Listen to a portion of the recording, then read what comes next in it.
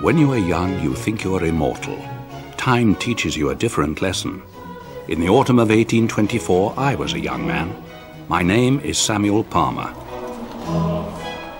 I belonged to a collective of artists, a poetic brotherhood, if you like. We called ourselves the Ancients. Our humble belief was that ancient man was superior to modern man. Every great collective, as we believed we were, needed a guiding light, a torch-bearer to show us the way. Ours was a man named William Blake. He was a mighty influence upon us. He was our prophet Isaiah, Moses, the archangel Gabriel, Lazarus risen. He was our Michelangelo, the maker, the interpreter.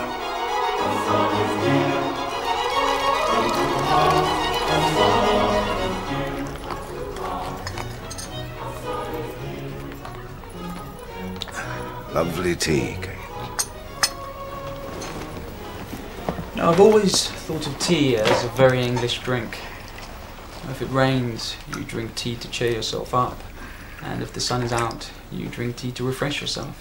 There never seems an occasion when drinking tea is inappropriate. Mr. Blake? Yes, Mr. Palmer. I was wondering, have you had any recent visitations? Why, the assembled are my most recent guest. And prior to that, the coalman, but we couldn't pay him, so he went. Didn't leave us any coal. I think Mr. Palmer is referring to your visions, Mr. Blake. He is rather keen to have one himself, we think. He wants to see Albion. My visions? Why? I have one now. It's not pretty. Something I would paint, but only if compelled. What is it? The ghost of a flea looks more like Satan. Its tongue curls out, flicking back and forth. It stands, broken-backed. Its spine, the very ridges, reaching out as if about to burst from the skin. Its talons twisted like the roots of an ancient tree, but a strong and terrible beast. Where is it? It moves. It scuttles.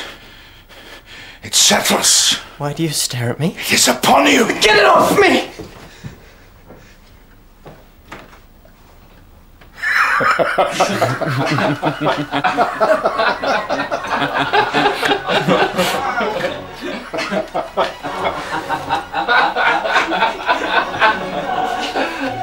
If only they were so easily manipulated. I would take your visions however they came, Mr. Blake. I wish that you would, Mr. Palmer. I wish you would.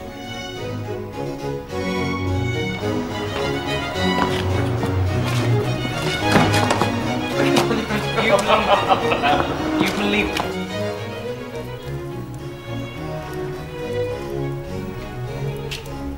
Kate, William?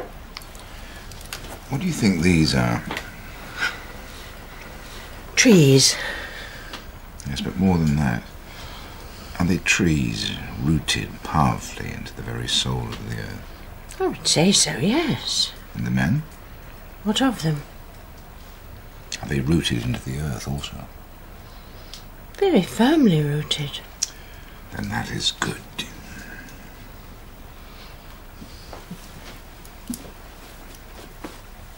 Are you the type of man who's up to Oh, I would agree with you on that.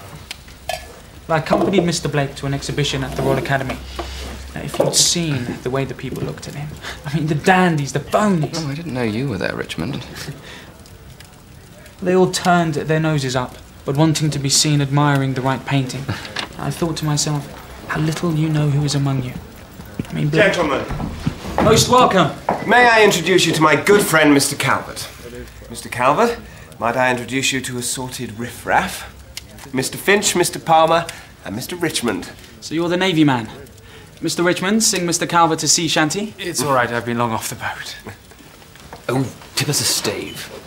Gentlemen, I haven't much care to be transported back to the ocean. What is it that you do now, Mr. Calvert? I'm a painter. Then you are at home already. He studies under Fuseli. You know what Mr. Blake said about Fuseli? The only man I knew. Who did not make me almost spew. Fuseli said I would do well to learn of Mr. Blake. I should like to meet him. Fuseli's not wrong. Mr. Blake has devoted his life to his work. And some of us here might like to follow his example. I intend to. But to what ends, Mr. Richmond? Mr. Blake works for money only when he needs to and cares not for fame. The newspapers proclaim him an unfortunate lunatic, but Blake cares not. He carries on. He does not need to be accepted. But Richmond, I see your eyes moisten at the prospect of hanging in the academy and hearing the ladies coo. Indeed, fame brings us money and women. Richmond knows that only too well. What do you say, Mr. Calvert? Painting might render us immortal. Aye, the ancients eternal. Poetry and sentiment. Join us. Poetry and sentiment.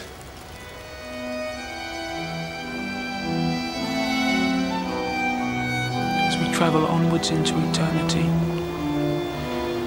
and forwards into time, may God, in His infinite wisdom, release us from human bondage and reunite us all in an unspeakably fair land, where tears will fall no more.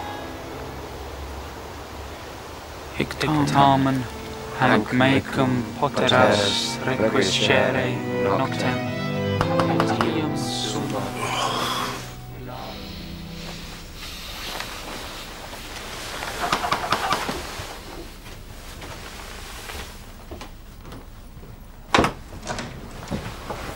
Well, come on, get ready. We're going to church.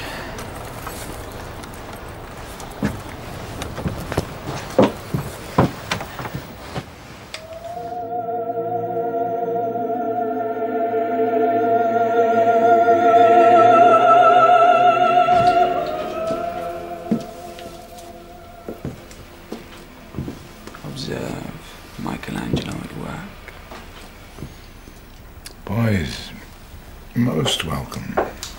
Mr. Blake, I brought our friend, I say fellow ancient, Mr. Calvert. Mr. Blake, last night we made an invocation to a prayer. Hope you're not neglecting your work, Mr. Palmer. It is all part of it, Mr. Blake. Wouldn't your time be better spent in the studio? What I really want to use is gold. That is my favourite colour of all. Mr. Blake, how do you see such as this? To see, one must look beyond mere landscapes.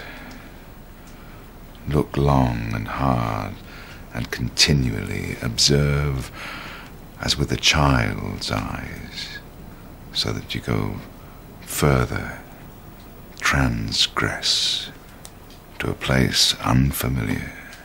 What place? Oh, well, you will know it, precisely because you will not. And when you do, how does one know if what one is doing is good? I know the difference, but not the reason for good and bad art. So you must just look. Well, that's it. Just look. Where to, Mr. Palmer? Meet me on top of the heath, Parliament Hill. Ask anyone where it is and they will tell you. Goodbye, Mr. Blake.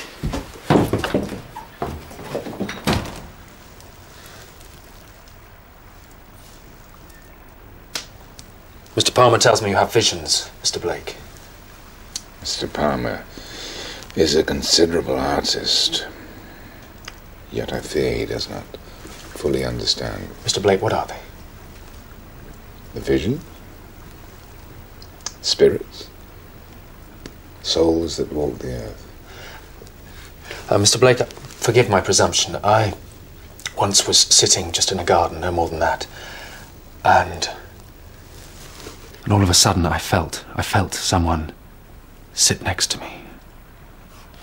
There was no one there. You know how sometimes the sky is a vivid blue and it is tremendously comforting? That was my feeling. As if in the presence of a kindred soul. Exactly. So the soul prevails. I believe, Mr. Calvert, that death is simply moving from one room into another. Do you fear death, Mr. Blake? As much as I fear paradise.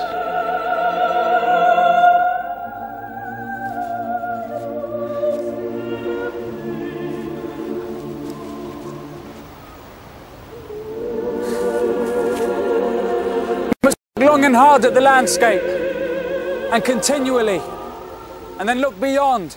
And this way, you think you'll see as Blake does? Well, of course. That is the way he looks at things.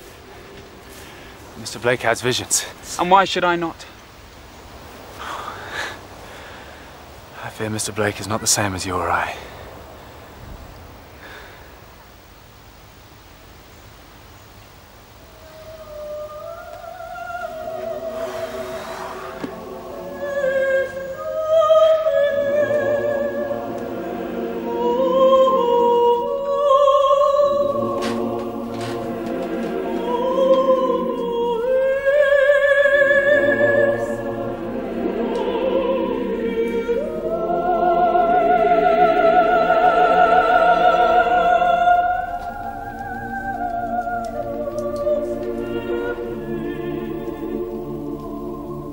Reach me my things.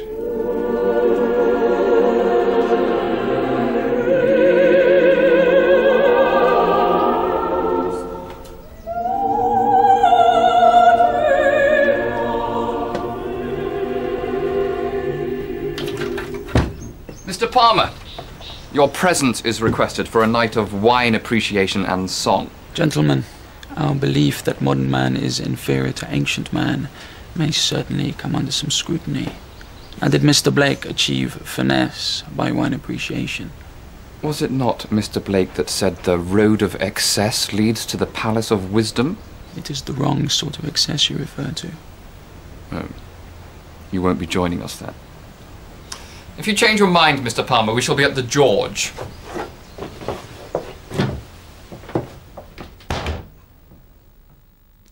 This really is very fine. Thank you for your kind words, Mr. Blake. No, really, thank you. But it's no good. I looked and looked. I concentrated as no other man has. I really concentrated. And eventually you will see. Mr. Blake, you have had visions since you were a child. And I pray before work, I pray afterwards, I pray every night that I might just see a vision as you do. Mr. Palmer, sometimes the visions can be a distraction. All can be a distraction. Mr. Palmer, London has been built on Albion, where there were once rivers and trees. Look how that has changed. Look how London is changing.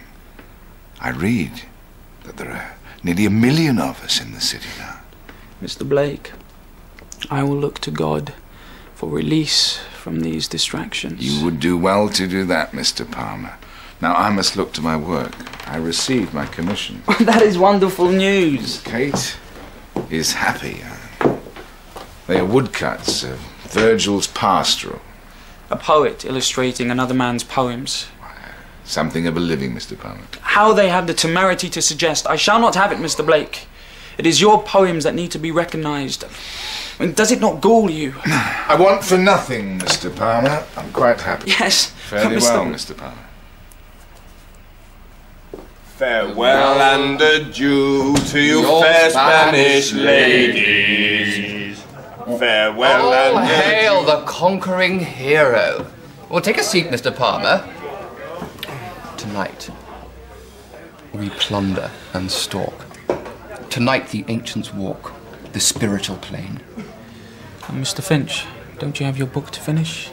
How to survive in London on £0.50 a day. What ails thee, Palmer? Nothing. Nothing. Perhaps a drink might lighten my mood. A drink for Mr. Palmer! On its way. Show him. Tonight, we shall raise the dead. The eternal. Then you shall see your spirits, Mr. Palmer. London will walk with the bones of the great.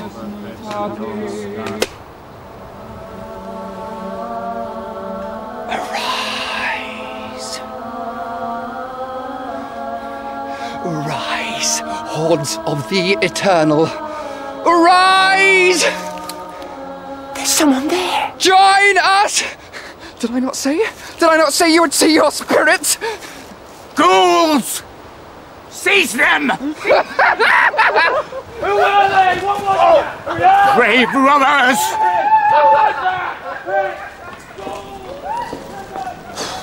What on earth was it supposed to signify last night? It proved to be an ugly situation. Mr. Palmer, when I joined this group, I know we were and have been in high spirits, but alas, that is all it seems to have been. Oh, I don't find any fault in that, not in itself. But when you told me the things Blake had said, and when I heard them myself, that death is just a door leading into another room. Mr. Palmer, I saw things at sea. How could I fit back into life when I'd seen my dearest friend die? And perhaps we shouldn't have used the graveyard.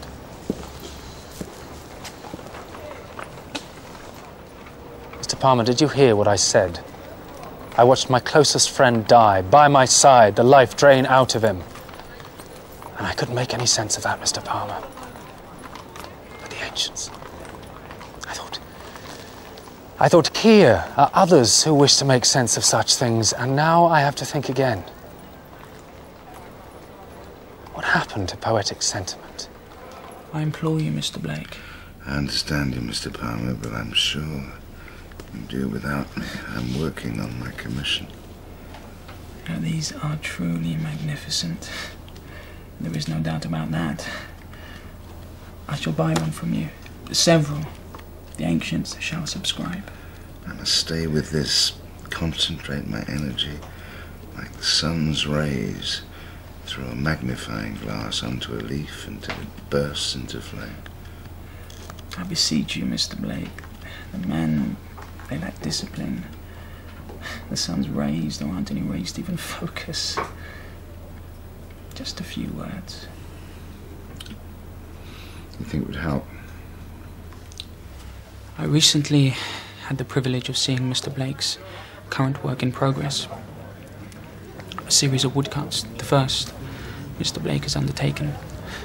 They are, should I try to describe them, a vision of paradise. Now, how has Mr. Blake achieved this? Not by gallivanting. Let Mr. Blake speak. As perhaps Mr. Blake can tell us. I must say I'm delighted to be surrounded by young faces. You are young and strong.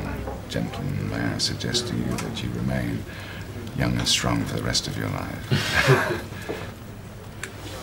I've always felt that excess was a necessary, inevitable facet of youth. But beware, gentlemen, we live in an age of rank obfuscation. In this prosperous age, the mind is distracted and rotted, the spirit dulled by the heavy cloak of materialism that masquerades as civility. This is not for you, gentlemen. Beware the allurements that promise much and reward very little. Seek your excess in the pursuit of art and excellence. Be artists, nothing else. In this, there is felicity. I had been much moved by what Mr. Blake said to us that night. I prayed for Mr. Blake that his days might be long and that we, the ancients, might devote our lives to art and to greatness. To achieve this, I proposed a stay of abstinence. We must work until the soul is pure. Be artists and nothing else. We would study hard and avoid ill temptation. From that day on, we abstained. On the third day, I began to fast. I felt that if there was any way we could get closer to seeing how Blake saw, then this was the way to do it. We took to working hard. Blake knew London was built on Albion. I proposed we should find it. Who would not find that did not seek? We would meet, we would pray, and we would get stronger.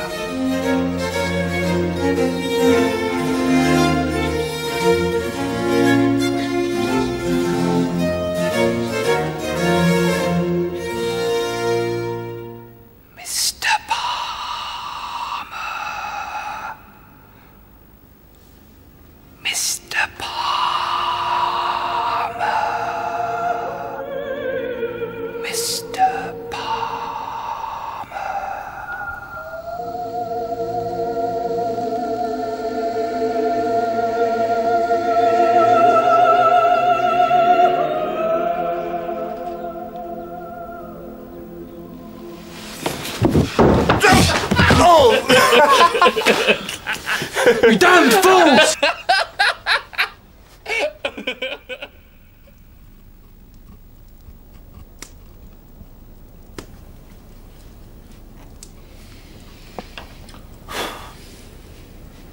Kate, look at this. Describe it to me. They're sheep with 2 shepherds and a sunset. Sure, I fear again. I fear I've done what I should do, not what I was asked to. Surely Dr. Thornton will like them. To confound it all, I may have even cut them to the wrong side. Wretched art! Stay there, splinter for all I care. Kate. Why was I not born as other men? Those poor boys. An unfortunate lunatic for a prophet. What do you think, Mr. Calvert? Mr. Blake said my work was very fine.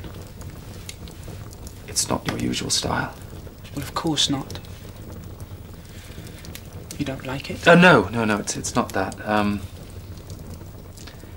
Do you think there's a market for such things? I will not infringe a penny of the money that God has given me. But I will live and study in patience and in hope. And by God's help, I will not sell his precious gifts for money. Mr. Palmer, do you think any of this is helping? Do not try and move me, Mr. Calvert. Your health is failing. Your work is suffering. Mr. Blake will understand.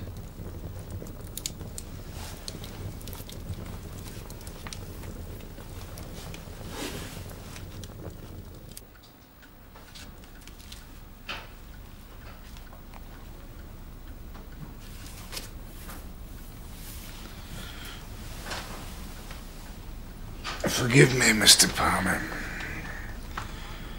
I'm suffering the fear and trembling. It has me in its grip.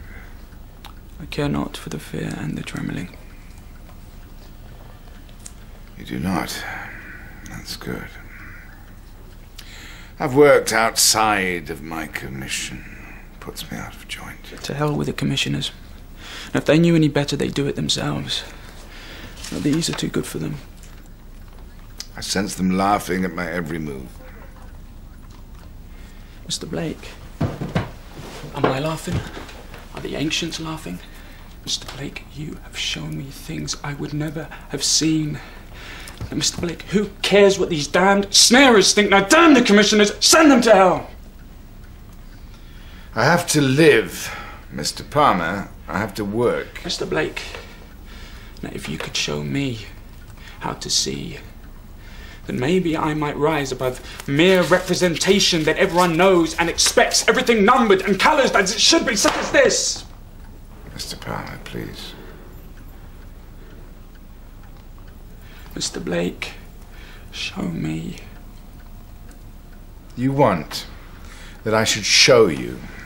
You think I don't have anything better to do than nursemaid you into the trade of art so you can play the artist? I shall play at nothing. Of course not. You will do exactly as I have done. Oh, Mr. Palmer, you come to me as if this was some kind of hobby. And you expect me to be at your beck and call to inform you of it. Show me how to teach me when I can barely sustain myself.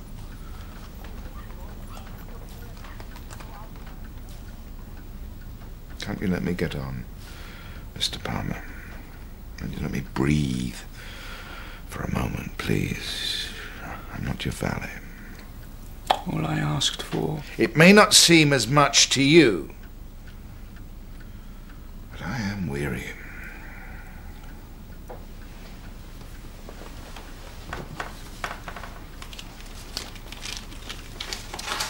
I shall see Mr. Blake, and I shall be great.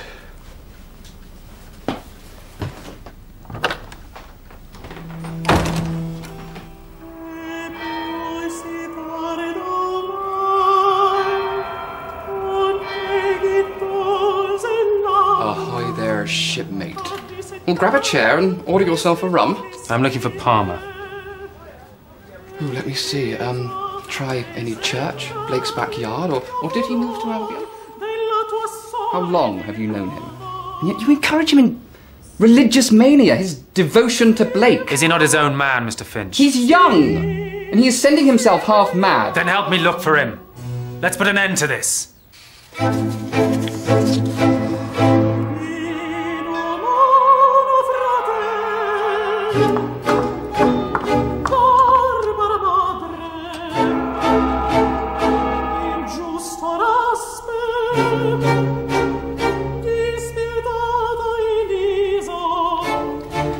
These will not do. Will not do. For a start, they are the wrong size. Will not do. If you saw the other cuts, Mr. Blake, you would see that these would not rest easily alongside them. I cannot say what these are, but they are not Virgil's pastorals. Blake! Thornton, please.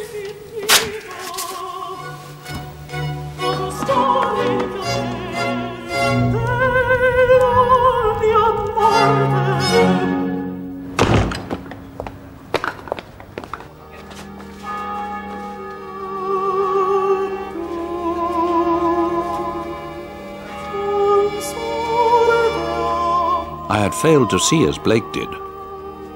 My youthful excess led me only to sickness. It was time for me to leave the city. great things are done when man and mountain meet. This is not done by jostling in the street. Well said, Mr. Blake. Do they, to your knowledge, have mountains in Shoreham? Hills, I'm sure. Then I shall meet them. And I shall meet you again, Mr. Palmer, soon. Yes, Mr. Blake. If not in this life, then the next. Well, goodbye, Mr. Blake.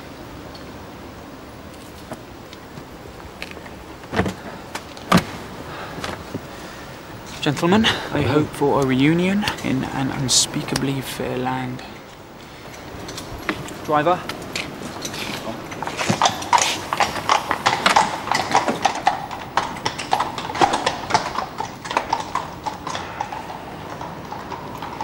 Will you join us for a drink, Mr. Blake? Oh, I don't think so, gentlemen. I told Kate I just stepped out.